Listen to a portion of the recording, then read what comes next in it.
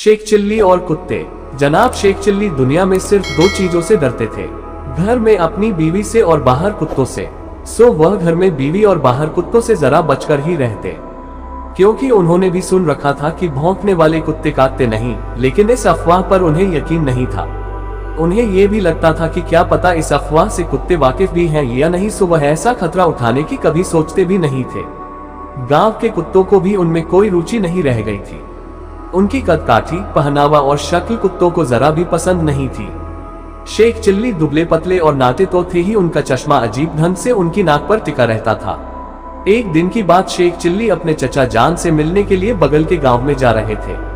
उस गांव के अजनबी कुत्तों ने ऐसी अजीब शक्ल सूरत वाला इंसान पहले कभी नहीं देखा था। आज जब पहले पहल उन्हें ऐसा मौका नसीब हुआ तो वे जोर जोर से भौंकने लगे। वे इस अजीब इंसान का पीछा छोड़ने को तैयार न थे। जहां भी शेख चिल्ली जाते कुत्ते भी पीछे पीछे भौंकते हुए लगे रहते। शेख चिल्ली ने कुत्तों को पीछा करते देख अपनी चाल बढ़ा दी, लेकिन वह जितना तेज चलते कुत्ते उतनी ही जोर से भौंकते। आखिरकार शेख चिल्ली के सब्र का बांध टूट गया। उन्हें लगा कि ये बदमाश कुत्ते ऐसे नहीं मानने वाले, कुछ करना ही पड़ेगा। उन्होंने किसी हथियार की तलाश में इधर उधर नजर फिराई। बगल में ही एक ईंट पड़ी थी, वह झुककर उसे उठाने लगे, लेकिन ईंट हिल भी नहीं रही थी, वह तो जमीन में गड़ी थी।